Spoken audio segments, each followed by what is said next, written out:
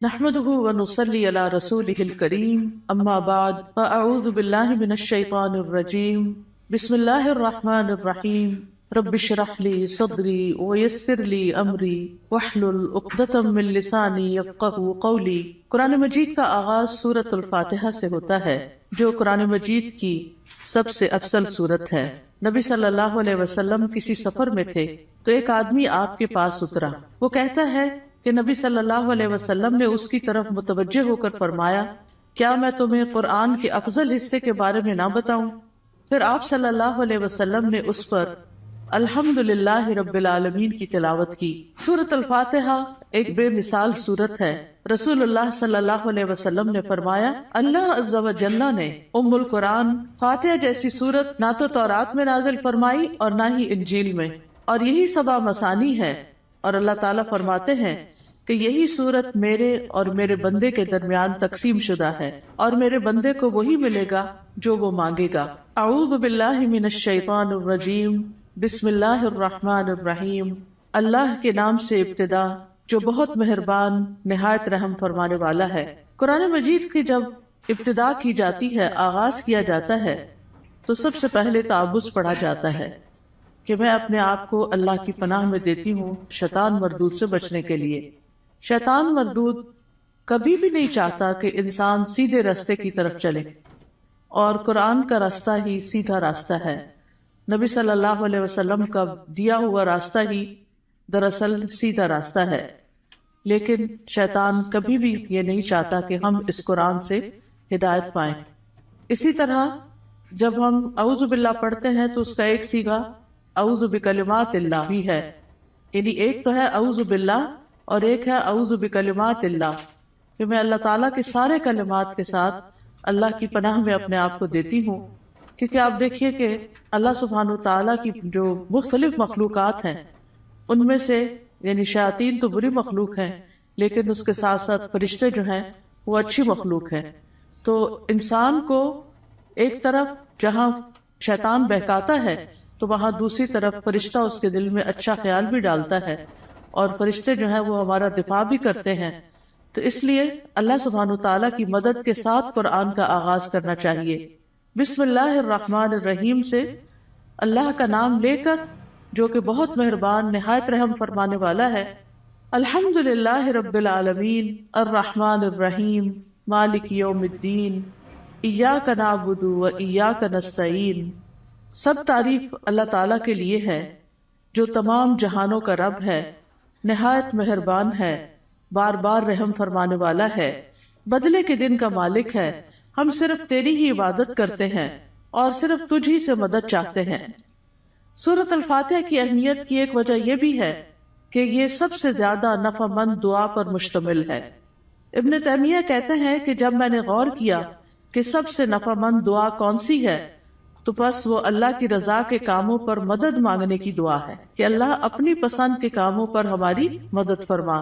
پھر میں نے سورۃ فاتحہ کی اس آیت ایاک نعبد و ایاک نستعین میں اس دعا کو پا لیا، اور اس میں دراصل انسان اللہ کی عبادت کی بات کرتا ہے کہ اللہ میں تیرا بندہ ہوں، تیری عبادت کرتا ہوں، تیری عبادت کرنا چاہ رہا ہوں۔ اور جیسا کہ آئندہ رمضان آ رہا ہے تو اس میں ہم عام دنوں سے زیادہ انشاءاللہ اللہ تعالیٰ کی عبادت کریں گے۔ تو یہ عبادت جو ہے یہ اللہ سبحانہ تعالیٰ کی محبت کا نام ہے، یعنی عبادت کے 3 ارکان ہوتے ہیں، جن میں سب سے پہلا رکن جو ہے کمال درجے کی محبت ہونا۔ والذین آمنوا اشد حبا للہ، وہ لوگ جو ایمان لائے اللہ کی محبت میں سب سے زیادہ شدید ہوتے ہیں۔ دوسری بات یہ ہے کہ کامل درجے کی امید ہونا، وَيَرْجُونَ رَحْمَتَهُ، کہ وہ اس کی رحمت کی امید رکھتے ہیں۔ اور تیسرے اللہ تعالیٰ کا کامل خوف ہونا، یعنی یہ 3 چیزیں انسان کے اندر ہوں تو انسان عبادت گزار ہوتا ہے۔ اللہ کی محبت، اللہ کا خوف اور اللہ سے امید بھی۔ اور اللہ تعالیٰ کے علاوہ کسی اور کی عبادت کرنا جائز نہیں، اور عبادت اللہ کا حق ہے۔ اور ایاک نستعین کا مطلب ہے کہ ہم تجھ سے مدد چاہتے ہیں۔ تو جب نبی صلی اللہ علیہ وسلم نے فرمایا کہ جب تم مانگو تو اللہ سے مانگو، اور جب تم مدد چاہو تو اللہ سے مدد چاہو، کیونکہ دراصل اللہ ہی ہر چیز پر قادر ہے اور وہی انسان کو مدد دے سکتا ہے۔ جہاں تک اللہ عز و جل کی مخلوق کے علاوہ صرف اللہ سے مدد طلب کرنا ہے تو یہ اس لیے کیونکہ بندہ اکیلا اپنے فائدوں کے حصول اور اپنے نقصانوں کو ہٹانے سے عاجز ہے. یعنی اگر میں چاہوں کہ میں اکیلی ہی اپنے فائدے حاصل کر لوں یا جو بھی کوئی نقصان دہ چیز ہے یا تکلیف دہ چیز ہے اس سے چھٹکارا پا لوں تو یہ میرے بس کی بات نہیں ہے. کیونکہ انسان کی دین کی مصلحتیں ہوں یا دنیا کی فائدے کی چیزیں ہوں، اللہ کے سوا اس کی مدد کوئی بھی نہیں کر سکتا، اور جس کی مدد اللہ کرے اسی کو مدد حاصل ہوتی ہے، اور جس کو اللہ چھوڑ دے اس کی پھر کوئی مدد کرنے والا نہیں ہوتا، وہ بے یار و مددگار ہو جاتا ہے. اسی لیے ہم کہتے ہیں لا حول ولا قوت الا باللہ، کہ کوئی توفیق نہیں مل سکتی، کوئی قوت نہیں ہوتی مگر اللہ کے ساتھ. یعنی ہمارا حال بدل نہیں سکتا، یعنی حال سے بھی ہے، یعنی لا حول، حال کی کوئی تبدیلی نہیں ہو سکتی، ایک حال سے دوسرے حال میں ہم نہیں جا سکتے، اور ہمارے اندر کوئی قوت بھی نہیں ہے مگر یہ کہ اللہ ہی کی دی ہوئی قوت اور اللہ ہی کی دی ہوئی طاقت سے انسان کے حالات تبدیل ہو سکتے ہیں. یعنی ہماری زندگیوں میں کئی مسائل ہوتے ہیں، کبھی بچوں کے مسائل، کبھی رشتہ داروں کے مسائل، کبھی اور مالی مسائل، یعنی کئی طرح کی چیزیں انسان کو پریشان کرتی رہتی ہیں.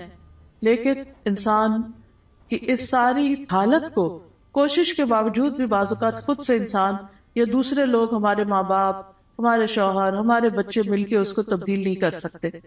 آپ نے دیکھا ہوگا جب انسان پریشان ہوتا ہے تو کبھی کسی کے پاس جاتا ہے، کبھی کسی سے دکھ بیان کرتا ہے، کبھی کسی سے مشورہ کرتا ہے، لیکن ساری باتیں کر کے چھوڑ دیتے ہیں، ہوتا ہوا تھا کچھ نہیں. ایسے میں انسان کو ٹھیک ہے مشورہ کر لینا چاہیے، مدد لینی چاہیے، لیکن اللہ سبحانہ وتعالیٰ سے ہی اصل میں مدد لینی چاہیے اور خوب خوب دعائیں کرنی چاہیے. اور اگر یہ کلمہ بھی بار بار انسان پڑھتا رہنا، ایاک نعبد و ایاک نستعین، کہ صرف تیری ہم عبادت کرتے ہیں اور تجھ سے ہم مدد چاہتے ہیں، تو انشاءاللہ اللہ کی مدد آئے گی. بندہ کس کس کام میں اللہ کی مدد کا محتاج ہے؟ اپنے روزمرہ کے مسائل کے حل کے لیے تو محتاج ہے ہی، اپنی خوراک کے لیے ہے، اپنے لباس کے لیے ہے، اپنی رہائش کے لیے، اپنی سب چیزوں کے لیے تو ہے ہی. لیکن خاص طور پر اللہ کی عبادت کے لیے ہم سب سے زیادہ اس کے محتاج ہیں کہ ہم اس سے مدد مانگے. تو انسان اللہ تعالیٰ کے احکام بجا کے نہیں لا سکتا جب تک انسان کو اللہ کی مدد حاصل نہ ہو. برائی چھوڑنا چاہتے ہیں، اپنی کوئی بری عادت چھوڑنا چاہتے ہیں، تو ہم اس کو چھوڑ نہیں سکتے جب تک اللہ کی مدد ہمیں حاصل نہ ہو. اسی طرح دنیا میں ہماری جو تقدیر ہے، اس تقدیر میں جو غم لکھے ہیں، ان غموں سے چھٹکارا نہیں پا سکتے جب تک کہ اللہ کی مدد حاصل نہ ہو. تو اس لیے بہت ضروری ہے کہ ہم دنیا کے معاملات میں بھی اللہ کی مدد لیں، اور پھر موت کے وقت، یعنی موت کے وقت کی جو سختیاں ہیں، اور قیامت اور برزخ یعنی قبر کے عذاب اور قبر سے متعلق جو مشکلات ہیں، اور قیامت کے دن کی جو ہولناکیاں ہیں، ان سب میں بھی ہمیں اللہ سے مدد لینی چاہیے. ان سب کاموں میں اللہ عز و جل کے سوا کوئی بھی مدد کرنے کی طاقت نہیں رکھتا. تو جو شخص اللہ کی مدد طلب کرنے کا حق ادا کرتا ہے تو اللہ تعالیٰ ان کاموں میں اس کی مدد بھی کرتا ہے. اہدنا الصراط المستقیم، تو ہمیں سیدھا راستہ دکھا، کیونکہ ہدایت سب سے بڑی ضرورت ہے جو انسان مانگتا ہے اللہ تعالیٰ سے. یعنی مانگنے کی چیزیں تو بہت ہے، لیکن سب سے اہم ترین چیز جو ہے وہ ہدایت ہے، کہ اللہ تعالیٰ ہمیں ہدایت عطا فرمائے. کیونکہ ہدایت جس کو مل گئی تو وہ متقین میں سے ہو جائے گا، اور جس کے اندر تقویٰ آ گیا اس کو مزید ہدایت بھی ملے گی. اور جو متقین میں سے ہو جائے گا تو من یتق اللہ یجعل لہ مخرجا ویرزقہ من حیث لا یحتسب، جو اللہ سے ڈرے گا وہ اس کے لیے نکلنے کا کوئی راستہ بنا دے گا اور اسے وہاں سے رزق دے گا جہاں سے وہ گمان بھی نہیں کرتا ہوگا، یعنی جہاں سے وہ سوچ بھی نہیں سکتا. تو اس لیے انسان کو ہدایت کی ضرورت ہے اور ہدایت اللہ سے مانگتے ہی رہنا چاہیے. آپ دیکھیے کہ حیرانی کی بات ہے کہ دن میں 5 نمازوں کی ہر رکعت میں ہم سورۃ فاتحہ پڑھتے ہیں. سورۃ فاتحہ کے اندر ہم اللہ سے ہدایت ہی مانگتے رہتے ہیں کہ اللہ تو ہمیں ہدایت دے دے، ہمیں ہدایت دے دے. یعنی انسان کو مل بھی جائے تو بھٹکنا بڑا آسان ہوتا ہے، دل کا ٹیڑھا ہونا بڑا آسان ہوتا ہے. تو اس لیے بہت ضروری ہے کہ ہم سب دل لگا کے یہ دعا کرتے رہیں. نبی صلی اللہ علیہ وسلم ایک اور دعا بھی کرتے تھے، اللہم انی اسألک الہدی والتقی والعفاف والغنی، کہ اے اللہ میں تجھ سے ہدایت، تقوی اور پاک دامنی اور دل کا غنا مانگتا ہوں. اسی طرح ایک اور دعا ہے اللہم اہدنی وسددنی، اے اللہ تو مجھے ہدایت عطا فرما اور سیدھا رکھ، یعنی درست رکھ کہ ادھر ادھر نہ ہو جاؤ۔ اسی طرح نبی صلی اللہ علیہ وسلم تہجد کے وقت اللہ تعالیٰ سے سیدھے رستے کی ہدایت کی دعا مانگتے تھے، اور اپنی تہجد کی نماز شروع ہی اس دعا سے کرتے تھے اللہم رب جبریل و میکائیل و اسرافیل فاطر السماوات والارض عالم الغیب والشہادۃ انت تحکم بین عبادک فیما کانوا فیہ یختلفون اللہم اہدنی لما اختلف فیہ من الحق انک تہدی من تشاء الی صراط مستقیم۔ اے اللہ، جبریل، میکائیل اور اسرافیل کے رب، آسمانوں اور زمین کے پیدا کرنے والے، ہر غیب اور حاضر کو جاننے والے، تو اپنے بندوں میں ان چیزوں کا فیصلہ کرے گا جن میں وہ اختلاف کرتے ہیں۔ اے اللہ، مجھے اس حق کی طرف رہنمائی دے جس میں اختلاف کیا گیا ہے۔ یقیناً تو جس کو چاہتا ہے سیدھے رستے پہ چلاتا ہے، یعنی جن چیزوں میں لوگ اختلاف کر رہے ہیں کہ یہ سیدھا رستہ ہے کہ نہیں، تو اللہ مجھے اس میں سیدھا رستہ دکھا دے۔ اب دیکھیں، ایک تو ہوتا ہے کہ ہم دین کی طرف نہ آئیں، لیکن ہم جب دین کی طرف آ بھی جاتے ہیں نا، تو اس میں بھی لوگ، کوئی کہتا ہے یہ کرو، کوئی کہتا ہے وہ کرو، تو انسان پھر کنفیوز ہوتا ہے کہ میں کیا کروں اور کیا نہ کروں۔ تو ایسے میں جہاں بھی اختلاف ہو، بہتر یہی ہے کہ انسان اللہ سے اس میں صحیح رہنمائی کی دعا مانگے۔ یعنی دو لوگوں کے بیچ میں کوئی مس انڈرسٹینڈنگ، کوئی اختلاف ہو جاتا ہے، ہر انسان کیا سمجھتا ہے میں ٹھیک ہوں، اور وہ اپنا نقطہ نظر جو ہے یا اپنا پوائنٹ آف ویو جو ہے وہ بہت شدت کے ساتھ بیان کرتا ہے، لیکن اصل بات یہ ہے کہ انسان اللہ سبحانہ تعالیٰ سے جب مدد مانگتا ہے کہ اللہ اس اختلاف میں مجھے ہدایت دے، تو ہی سیدھے رستے پر ہوتا ہے۔ پھر اسی طرح یہ ہے کہ بچوں کو بھی صحیح فیصلے کرنے کے لیے ہدایت کی دعا دینی چاہیے۔ عبد الحمید بن سلمہ کہتے ہیں کہ ان کے والدین ان کے متعلق اپنا مقدمہ لے کر نبی صلی اللہ علیہ وسلم کی خدمت میں حاضر ہوئے۔ میرے والدین میں سے ایک مسلمان تھا، دوسرا نہیں تھا، کافر تھا۔ نبی صلی اللہ علیہ وسلم نے بچے کو اختیار دیا تو وہ ان دونوں میں سے جو کافر تھا اس کی طرف متوجہ ہو گیا۔ تو آپ کو فکر لگی کہ یہ اگر کافر لے جائے گا تو بچے کو کافر بنا دے گا۔ تو آپ صلی اللہ علیہ وسلم نے اسی وقت دعا کی اللہم اہدہ، اللہ اس کو ہدایت دے دے۔ تو وہ مسلمان کی طرف متوجہ ہو گیا۔ تو پھر آپ نے فیصلہ اس کے حق میں کیا، کیونکہ آپ خود سے نہیں اس بچے کو کہہ سکتے تھے یا خود سے دے نہیں سکتے تھے، وہ بچے کی چوائس پر تھا کہ وہ کدھر جانا چاہتا ہے۔ تو آپ نے اس کے لیے دعا شروع کر دی۔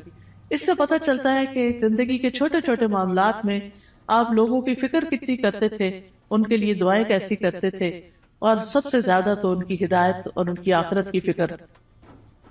پھر اسی طرح یہ ہے صراط الذین انعمت علیہم، راستہ ان لوگوں کا جن پر تو نے انعام کیا۔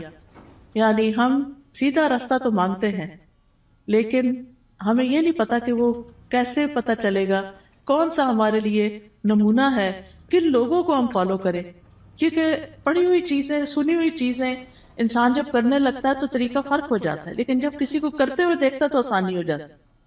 اس کی مثال ایسے ہی ہے کہ جیسے آپ اگر کسی سے ریسیپی پوچھتے ہیں کہ میں یہ فلاں چیز کیسے بناؤں، تو آپ نے دیکھا ہوگا جیسے آلو گوشت ہے مثال کے طور، تو ہر گھر کے بنانے کا طریقہ فرق، اور ہر ایک ٹائم بھی فرق لیتا ہے۔ کوئی جلدی سے بنا کے رکھ دیتا ہے، کوئی آہستہ آہستہ بناتا ہے، کوئی ایک طریقے سے، کوئی دوسرے طریقے سے۔ تو اب اگر آپ صرف ریسیپی پوچھیں گے تو ہو سکتا ہے کوئی چیز مس ہی کر دے اس میں سے۔ تو جب آپ کسی کو بناتے ہوئے دیکھیں گے، صرف ایک دفعہ دیکھنے کی ضرورت ہے، تو آپ کو بہت آسان ہو جائے گا وہ کام کرنا۔ کوئی بھی چیز ہو، جب آپ کسی کو کرتے ہوئے دیکھتے ہیں تو وہ آسان ہو جاتی۔ زبانی ایکسپلین کر کر کے انسان کہیں نہ کہیں غلطی کر جاتا ہے، کچھ نہ کچھ مس کر جاتا ہے۔ اور آج اہدنا الصراط المستقیم پہ بات ہونی تھی، تو اللہ نے ہمیں وہ گما کے آئے ہیں تو پتہ چلے کہ اگر ایک ٹرن بھی زندگی میں الٹا لیتے ہیں، کہیں غلط فیصلہ کرتے ہیں، تو کہیں سے کہیں پہنچ جاتے ہیں، بالکل ہی یعنی قریب آنے کی بجائے اور دور نکل جاتے ہیں، صرف ایک ٹرن اگر غلط لے لیں آپ۔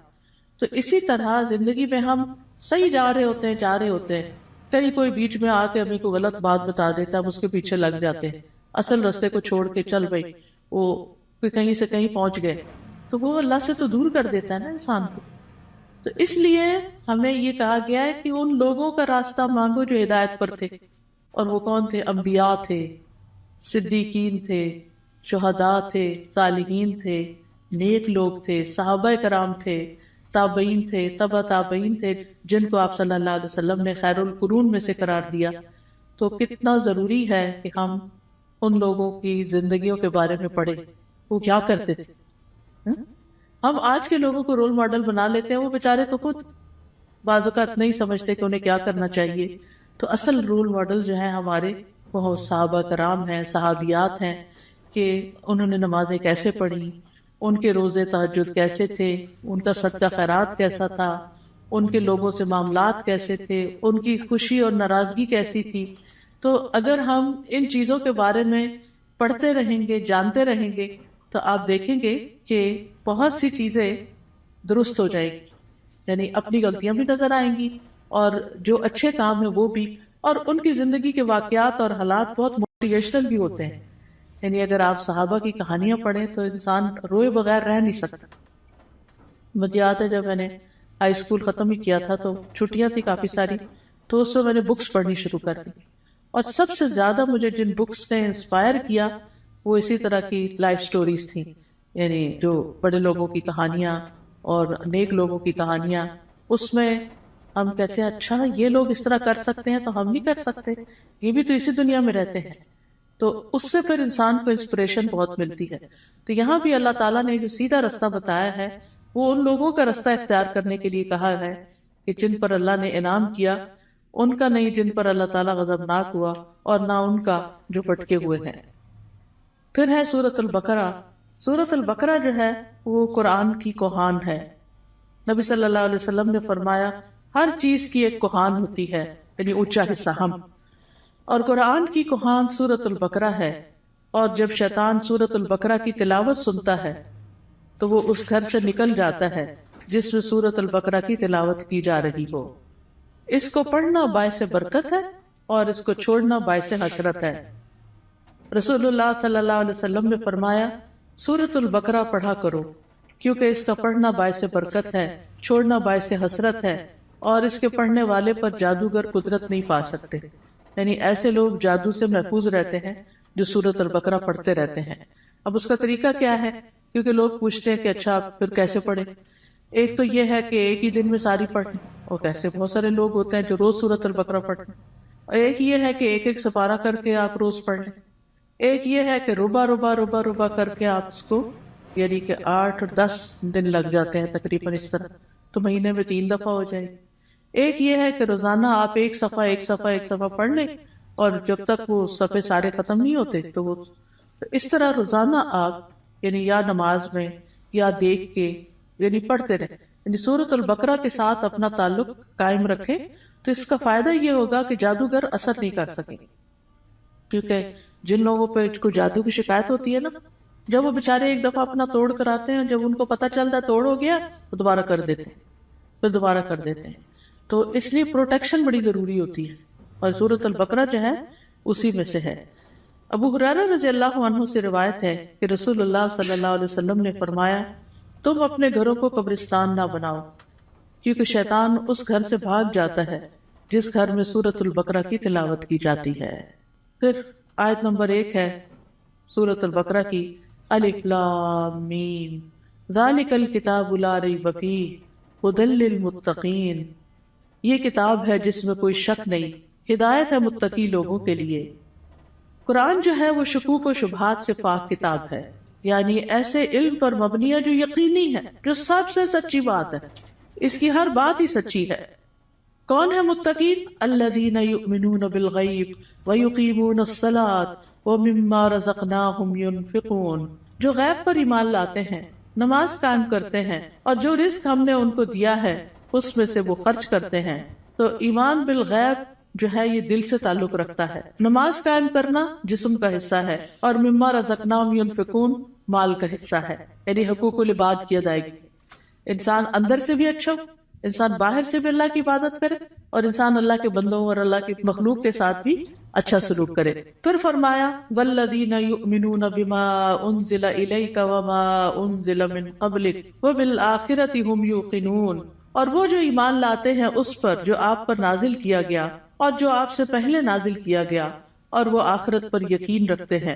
یعنی متقی وہ لوگ ہوتے ہیں، اس کتاب سے ہدایت حاصل کرنے والے لوگ وہ ہوتے ہیں کہ جو اللہ کی طرف سے آئی ہوئی چیزوں پر ایمان رکھتے ہیں، اور جو چیزیں نبی صلی اللہ علیہ وسلم سے پہلے اتاری گئی تھی ان پر بھی ایمان رکھتے ہیں، اور وہ آخرت پر پکا یقین رکھتے ہیں. تو نبی صلی اللہ علیہ وسلم پر نازل شدہ وحی جو ہے اس پر ایمان لانا ضروری ہے. قرآن مجید میں آتا ہے وَأَنزَلَ اللَّهُ عَلَيْكَ الْكِتَابَ وَالْحِكْمَةَ وَعَلَّمَكَ مَا لَمْ تَكُنْ تَعْلَمْ وَكَانَ فَضْلُ اللَّهِ عَلَيْكَ عَظِيمًا.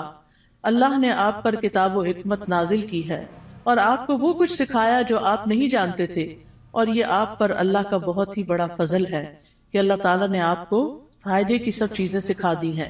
یاد رکھیے حدیث بھی قرآن کی طرح نازل ہوتی تھی. وَمَا يَنطِقُ عَنِ الْهَوَىٰ إِنْ هُوَ إِلَّا وَحْيٌ يُوحَىٰ. وہ اپنی خواہش نفس سے کچھ نہیں کہتے، وہ تو صرف وحی ہے جو نازل کی جاتی ہے. حسان بن عطیہ کہتے ہیں کہ جبریل علیہ السلام نبی صلی اللہ علیہ وسلم کے پاس سنت لے کر اترتے تھے. جس طرح آپ کو قرآن سکھاتے اسی طرح سنت کی تعلیم دیتے تھے. قرآن جو تھا وہ لکھا جاتا تھا، یعنی قرآن جو تھا وہ آپ سنتے تھے اور پھر صحابہ کو لکھوا دیتے تھے، جبکہ سنت جو ہے وہ چونکہ زیادہ تر پریکٹس کی چیز ہے، عمل کی چیز ہے، تو وہ آپ اس چیز پر عمل کر لیتے تھے. نبی صلی اللہ علیہ وسلم نے ہمیں بھی تلقین کی ہے کہ ہم اس قرآن و سنت کو مضبوطی سے پکڑے رکھیں. رسول اللہ صلی اللہ علیہ وسلم نے فرمایا میں تم میں دو چیزیں چھوڑے جا رہا، تم ہرگز گمراہ نہیں ہوگے جب تک ان دونوں کو مضبوطی سے نہ تھام لو. ایک اللہ کی کتاب اور دوسرے اس کے نبی کی سنت ہے. وَبِالْآخِرَةِ هُمْ يُوقِنُونَ. اور آخرت پر وہ یقین رکھتے ہیں. یقین کا معنی جو ہے وہ ایسا ایمان ہے جس کی طرف شک داخل، یعنی اتنا پکا کہ جیسے انسان اپنی آنکھوں سے کوئی چیز دیکھ رہا ہوتا ہے تو اس پر یقین ہوتا ہے کہ میں کوئی جھوٹ نہیں دیکھ رہا، مجھے حقیقت ہے. یقین جو ہے یہ علم کا سب سے اونچا درجہ ہے. یعنی یہ نہیں کہا آخرت کا علم رکھتے ہیں، آخرت کو جانتے ہیں، نہیں، اس پر پکا یقین رکھتے ہیں، ایمان رکھتے ہیں. تو یقین کے فائدے کیا ہوتے ہیں؟ یقین کا فائدہ یہ ہوتا ہے کہ انسان کے لیے عمل آسان ہو جاتا ہے. انسان کو اللہ تعالیٰ سے یقین مانگنا چاہیے. ابو بکر رضی اللہ عنہ دعا میں یہ کلمات کہتے تھے اللہم ہب لی ایمانا و یقینا و معافاتا و نیتا. اے اللہ مجھے ایمان اور یقین اور عافیت اور اچھی نیت عطا فرما. اولئک علی ھدی من ربہم واولئک ھم المفلحون. یہی لوگ اپنے رب کی طرف سے ہدایت پر ہیں اور یہی لوگ دراصل فلاح پانے والے ہیں. اس کے بعد فرمایا بے شک وہ لوگ جنہوں نے کفر کیا ان کے لیے برابر ہے کہ آپ انہیں ڈرائیں یا نہ ڈرائیں، وہ ایمان نہیں لائیں گے. اللہ نے ان کے دلوں اور ان کے کانوں پر مہر لگا دی ہے اور ان کی آنکھوں پر پردہ ہے اور ان کے لیے بہت بڑا عذاب ہے. گناہ جب دل پہ پے در پے آتے ہیں تو دل کو بند کر دیتے ہیں، اور جب اسے بند کر دیتے ہیں تو اللہ کی طرف سے ٹھپا اور مہر لگ جاتی، پھر ایمان اندر نہیں داخل ہوتا. اس لیے پھر انسان کا کفر سے چھٹکارا پانے کا کوئی رستہ نہیں رہ جاتا. ختم اللہ علی قلوبہم. اور پھر کان بھی نہیں سنتے اور آنکھیں بھی نہیں دیکھتی، کہیں سے بھی عبرت نہیں ہوتی.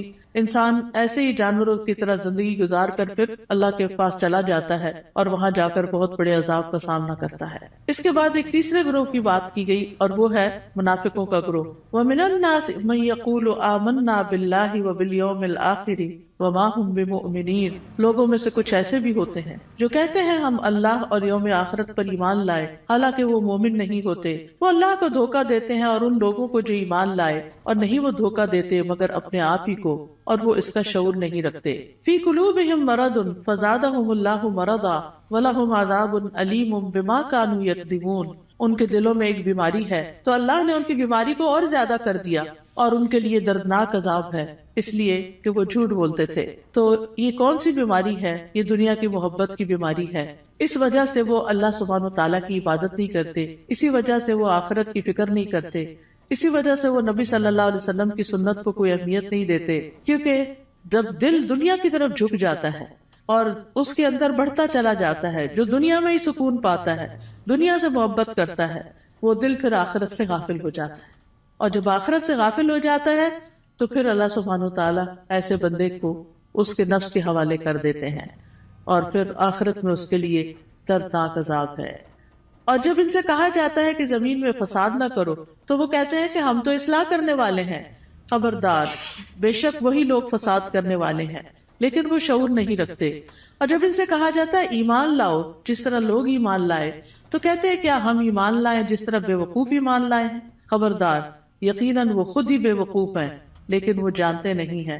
اور جب ان لوگوں سے ملتے ہیں جو ایمان لائے تو کہتے ہیں ہم ایمان لائے، اور جب اپنے شیطانوں کے پاس تنہا ہوتے ہیں تو کہتے ہیں یقیناً ہم تو تمہارے ساتھ ہیں، ہم تو صرف مذاق کرنے والے ہیں. یعنی ایسے لوگ ہر ایک سے بنا کے رکھنے کی فکر کرتے ہیں اور کسی کو اس لیے ناراض نہیں کرنا چاہتے کہ ان سے پھر کوئی دنیا کا نقصان نہ ہو جائے. لیکن حقیقت یہ ہے کہ یہ لوگ دین کا مذاق اڑاتے ہیں اور دین کے ساتھ نان سیریس رویہ اختیار کرتے ہیں. تو اس لیے اللہ یستہزئ بہم، جیسے یہ عمل کرتے ہیں ویسے ہی ان کی جزا ہے. اللہ بھی ان سے مذاق کرتا ہے اور انہیں ان کی سرکشی میں مہلت دیے جا رہا ہے تو وہ بھٹکتے پھرتے ہیں. یعنی اللہ سبحانہ وتعالی کا ان کے ساتھ استہزاء یہ ہے کہ وہ ان کے بدبختی کے اعمال اور خبیث حالات کو ان کے سامنے مزین کر دیتا ہے. یعنی انہیں اپنی برائیاں جو ہیں وہ اچھی لگنے لگتی ہیں، جیسے جھوٹ بولنا، دھوکہ دینا، کہنا یہ تو سمارٹنس ہے، دیکھو میں نے فلاں کو کیسے بیوقوف بنایا، اور پھر تنہائی میں بیٹھ کے اس پہ ہنستے ہیں. تو یہ چیزیں جو ہیں یہ انسان کے اپنے ہی لیے نقصان دہ ہوتی ہیں. اولئک الذین اشتروا الضلالۃ بالہدی فما ربحت تجارتهم وما كانوا مهتدین.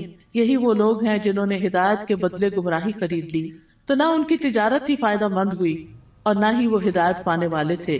ان کی مثال اس شخص کی طرح ہے جس نے آگ جلائی، پھر جب آگ نے اس ماحول کو روشن کر دیا اللہ ان کا نور لے گیا اور انہیں اندھیروں میں چھوڑ دیا، وہ دیکھ نہیں پاتے. یعنی ان کے دل کا نور ختم ہو گیا ان کے اپنے اعمال کی وجہ سے.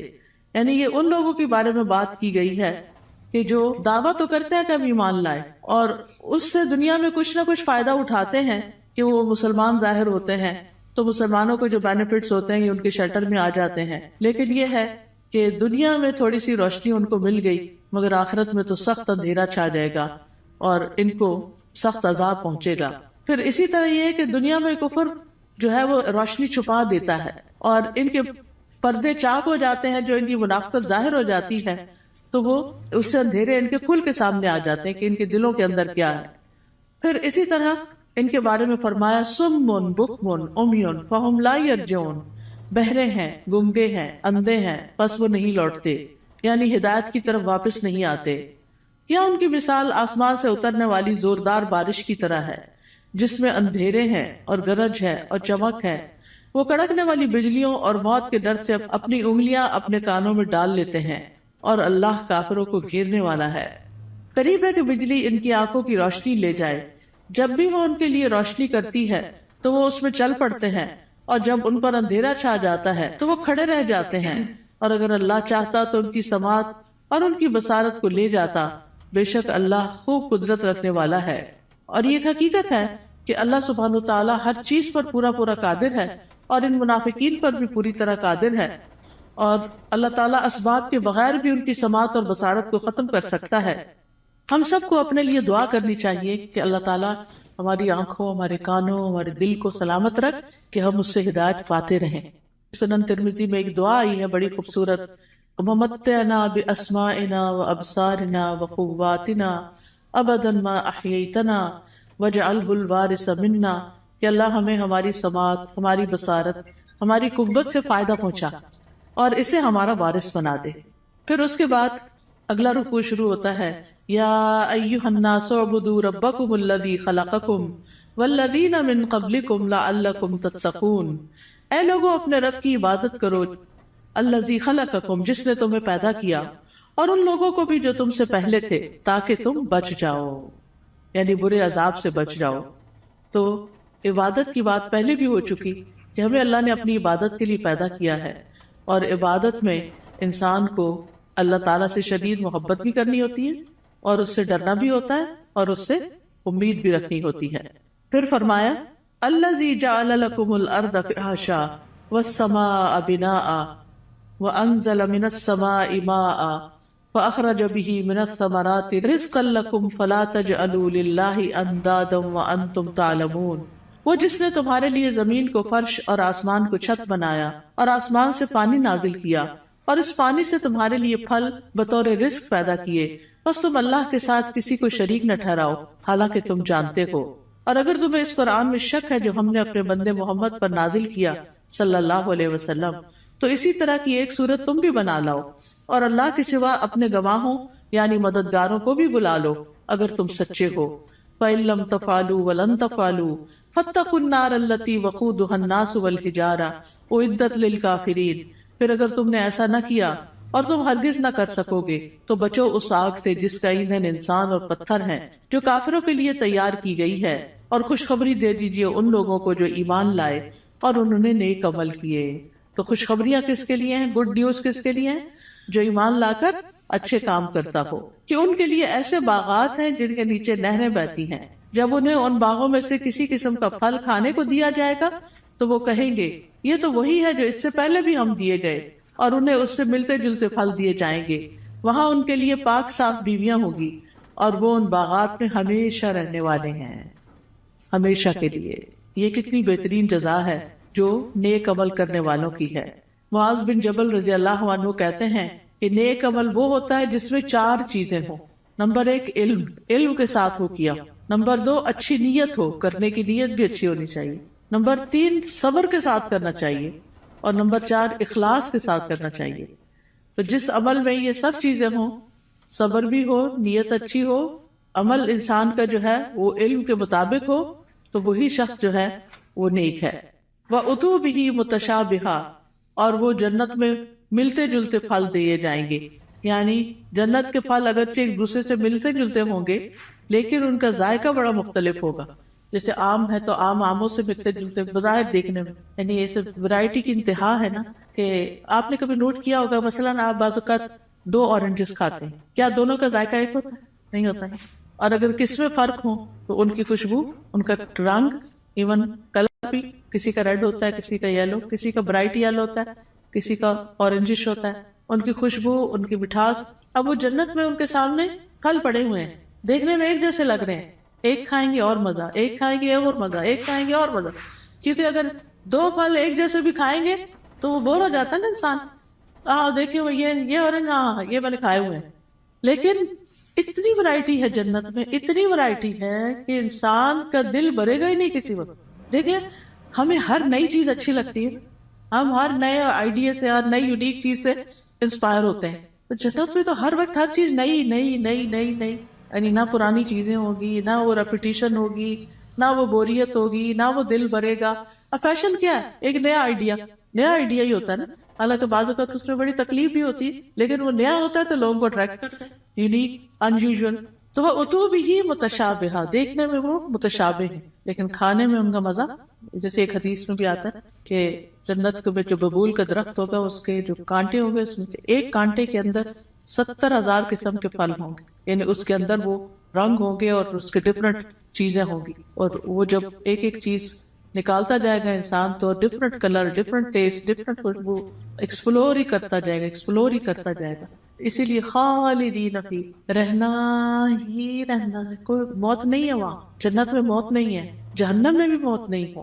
اس لیے انسان کو جنت کا شوق لگ جانا چاہیے اور اس کے لیے کوشش کرنی چاہیے، اس کے لیے تڑپنا چاہیے، اور اس کے لیے ہر وہ کام کر لینا چاہیے جس سے وہ ایک دم اندر چلے جائیں، چاہے وہ اچھی عبادت کر کے، چاہے وہ بندوں کی خدمت کر کے، یعنی جو کام پتہ چلے نا یہ جنت میں لے جانے والا، تو انسان کو اس کا حریص ہو جانا چاہیے۔ ٹھیک ہے ہم کمزور انسان ہیں، نہ ہمارے پاس اتنی ہمت ہے زیادہ، نہ مال ہے زیادہ، لیکن کچھ نہ کچھ تو کرتے چلے جائیں تاکہ ایک دن اللہ تعالیٰ کا دیدار بھی ہو، کیونکہ جنت عدن میں جو لوگ ہوں گے اللہ تعالیٰ کے دیدار میں انہیں کوئی رکاوٹ پیش نہیں آئے گی، اور اللہ تعالیٰ کے وہ بڑے پسندیدہ اور چوزن لوگ ہوں گے۔ لیکن اس کے لیے اللہ کے راستے میں جہاد کرنا، جد و جہد کرنا، نکلنا، اپنے کمفرٹ زون سے باہر نکلنا، اپنا مال خرچ کرنا، اپنی جان لگانا، یہ چیزیں ہیں جس سے انسان جنت کا سودا کرتا ہے۔ ان اللہ اشتری من المؤمنین انفسهم واموالهم بان لهم الجنہ، اللہ نے بے شک خرید لی مومنوں سے ان کی جانیں اور ان کے مال، کیونکہ ان کے لیے جنت ہے۔ تو جنت حاصل کرنے کے لیے انسان کو کچھ دینا پڑتا ہے، اور وہ یہی دنیا کا وقت ہے، تھوڑا سا، یہ چند سال ہے، پتہ نہیں کب تک زندہ ہے کب تک نہیں۔ تو اللہ تعالیٰ سے دعا ہے کہ وہ ہمیں نیک اعمال کرنے کی توفیق عطا فرمائے۔ پھر بے شک اللہ اس سے نہیں شرماتا کہ وہ مادہ مچھر یا اس سے اوپر کسی چیز کی مثال بیان کرے. پھر جو لوگ ایمان لائے ہیں وہ جانتے ہیں کہ ان کے رب کی طرف سے سچ ہے، اور جن لوگوں نے انکار کیا وہ کہتے ہیں اس مثال سے اللہ کی کیا مراد ہے. اللہ اس سے اکثر لوگوں کو گمراہ کرتا ہے اور اسی سے بہت سے لوگوں کو ہدایت بخشتا ہے، اور اس مثال سے گمراہ کرتا بھی ہے تو صرف فاسقوں کو. یعنی اللہ تعالیٰ جن لوگوں کو گمراہ کرتا ہے وہ اس لیے نہیں کرتا کہ اللہ چاہتا ہے یہ گمراہ ہو جائے، نہیں، اصل میں ان کے اندر ایسی کوئی علت ہوتی ہے کہ جو اس بات کا سبب بن جاتی ہے کہ اللہ تعالیٰ پھر اس بندے کو ہدایت کی بجائے الٹے راستے پہ چلا دیتا ہے. جیسے سورۃ الصف میں آتا ہے فَلَمَّا زَاغُوا أَزَاغَ اللَّهُ قُلُوبَهُمْ وَاللَّهُ لَا يَهْدِي الْقَوْمَ الْفَاسِقِينَ. پھر جب وہ ٹیڑھے ہو گئے تو اللہ نے ان کے دل ٹیڑھے کر دی. انسان سیدھا راستہ چھوڑ کے ٹیڑھے پہ جاتا ہے تو پھر اللہ تعالیٰ اس کو اسی کے حوالے کر دیتا ہے، اور اللہ نافرمان لوگوں کو ہدایت نہیں دیتا. تو جو لوگ رب کے حکم کو مان جاتے ہیں ان کو ہدایت کی تعلیم مل جاتی ہے اور وہ سیدھے راستے پہ چل پڑتے ہیں. اور پھر فاسق کون ہوتے ہیں؟ جو اللہ کے عہد کو اس کے مضبوط باندھنے کے بعد توڑ دیتے ہیں، اور جس چیز کا اللہ نے جوڑنے کا حکم دیا اس کو کاٹ ڈالتے ہیں، یعنی رشتہ داروں سے کاٹ لیتے ہیں اور زمین میں فساد کرتے ہیں. یہی لوگ دراصل نقصان اٹھانے والے ہیں. تم اللہ کا انکار کیسے کر سکتے ہو حالانکہ تم مردہ تھے، پھر اس نے تمہیں زندگی بخشی، پھر وہی تمہیں موت دے گا، پھر وہی تمہیں دوبارہ زندہ کرے گا، پھر اسی کی طرف تم لوٹائے جاؤ گے. واپسی کدھر ہے؟ اللہ ہی کی طرف ہے. اب یعنی کہ 2 مرحلے تو پورے ہو گئے. ایک مرحلہ تھا زندگی سے پہلے آنے کا، جب آدم علیہ السلام کی پشتوں سے اللہ نے سب کی روحیں پیدا کر دی. پھر اس کے بعد اس دنیا میں اب آگے، اب اس کے بعد موت ہے، پھر موت کے بعد پھر زندگی ہے جو ہمیشہ کی زندگی ہے. هو الذی خلق لکم ما فی الارض جمیعا ثم استوى الی السماء فسواہن 7 سماوات وہو بکل شیء علیم. وہ اللہ ہی تو ہے جس نے وہ سب کچھ جو زمین میں ہے تمہارے لیے پیدا کیا، پھر وہ آسمانوں کی طرف متوجہ ہوا تو ان کو ٹھیک کر کے 7 آسمان بنا دیا، اور وہ ہر چیز کا خوب علم رکھنے والا ہے. یہ اللہ تعالیٰ کا ہم پر احسان ہے کہ اس نے ہمارے لیے فائدے کی چیزیں اور عبرت کے سامان زمین میں پیدا کیے، اور ہر وہ چیز جو اللہ نے بنائی وہ ہمارے استعمال کے لیے ہے. تو اللہ تعالیٰ سے دعا ہے کہ وہ ہمیں ان نعمتوں سے بھرپور فائدہ اٹھا کر اس کی اطاعت میں اپنی جان لگانے کی توفیق عطا فرمائے. وآخر دعوانا ان الحمد للہ رب العالمین.